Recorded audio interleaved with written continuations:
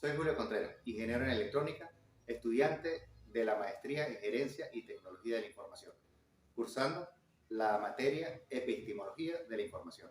Voy a hacer una breve presentación sobre la ciencia para dar respuesta a ciertas interrogantes que permitan entender su importancia y el valor que le agrega a la investigación. La ciencia. A lo largo de la historia, el hombre se ha enfocado en la búsqueda del saber y el conocimiento para encontrar la verdad, concibiendo la ciencia para describir y explicar y predecir los fenómenos de todo lo que nos rodea, a fin de mejorar la vida humana. Entonces la ciencia es todo el conocimiento, saber obtenido mediante la observación y el estudio sistemático y razonado de la naturaleza, la sociedad y el pensamiento. El objetivo de la ciencia es descubrir las leyes que rigen los fenómenos de la realidad para comprenderlos y explicarlos. ¿Por qué ha funcionado bien el método científico hasta nuestros días? Básicamente porque se basa en la experimentación, necesaria para que se cumplan las condiciones que demuestren las leyes científicas vigentes. Entonces, el método científico es un método no dogmático, ya que se basa en leyes deducidas por el hombre y no en prejuicios supuestamente revelados. También es un método que se construye estableciendo relaciones entre lo observable y no a partir de certezas absolutas. Un método que usualmente utiliza la matemática para establecer la relación entre las variables.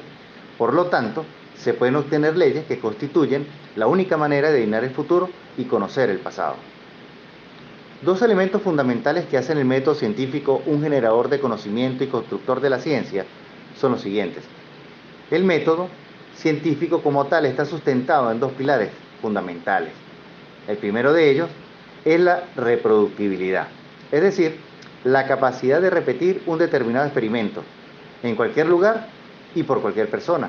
Este pilar se basa esencialmente en la comunicación y publicidad de los resultados obtenidos. El segundo pilar es la falsabilidad o refutabilidad, es decir, que toda proposición científica tiene que ser susceptible de ser falsada o refutada. Esto implica que se podría diseñar experimentos que, al dar resultados distintos a los predichos, negarían las hipótesis y se pondrían a pruebas.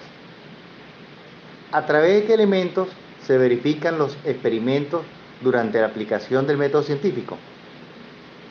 Directamente la observación, ya que facilita al investigador para recolectar e emplear la información basada en los principios de las pruebas para comprender y predecir el siguiente resultado que será mejor aplicado al método.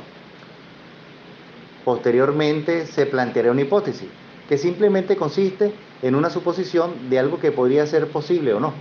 La hipótesis es una noción o un supuesto mediante el cual una persona se pregunta el porqué de algo. Pudiera ser esto un fenómeno, un proceso o un hecho. Como tal, las hipótesis facilitan para dar inicio al proceso de pensamiento, a través del cual se accederá a conocimiento específico.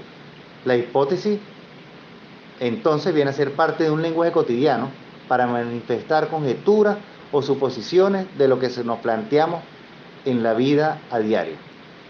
Posteriormente tenemos la experimentación. ¿Qué es la experimentación? Es un paso donde se verifican las relaciones entre las variables. Se someten a prueba las relaciones expresadas por el problema planteado en la hipótesis y en busca de una comprobación de forma experimental. Esta experimentación es simplemente el conglomerado de procedimientos o normas, operaciones, que se fían previamente para facilitar el llegar a un objetivo específico, con un análisis de cada uno de los resultados. Asimismo, se aplica todos estos efectos a las personas que realizan los experimentos para mantener una estructura de la realización de esa actividad. Los resultados obtenidos son la concluyente de la investigación. El método científico implica que este resultado nos dará lo que formulamos como una ley. El problema que presenta el método científico en su aplicación, básicamente, como se ha dicho, es que puede ser refutada. Las leyes que ya tenemos planteadas científicamente por métodos aplicados pueden ser cambiadas. Entonces pueden existir leyes actuales que no son correctas, como en experimentos que aún no se han realizado en base a los recursos tecnológicos experimentales con los que se haya contado en el momento de su ejecución. y se pudiese demostrar lo contrario. Por lo tanto, pueden existir una serie de leyes científicas, una consecuencia de otra, que se pueden encadenar hasta llegar a la actual, para el momento en el que estemos analizando un problema, pero que puede ir cambiando en el tiempo, lo que implica que no está determinada la verdad absoluta de manera definida, porque se pudiera complementar o cambiar en el tiempo e incluso demostrar que son falsas para dar camino a nuevas leyes. A modo de reflexión, citamos a Mario Augusto Bunge.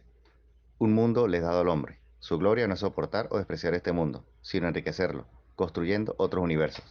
Gracias.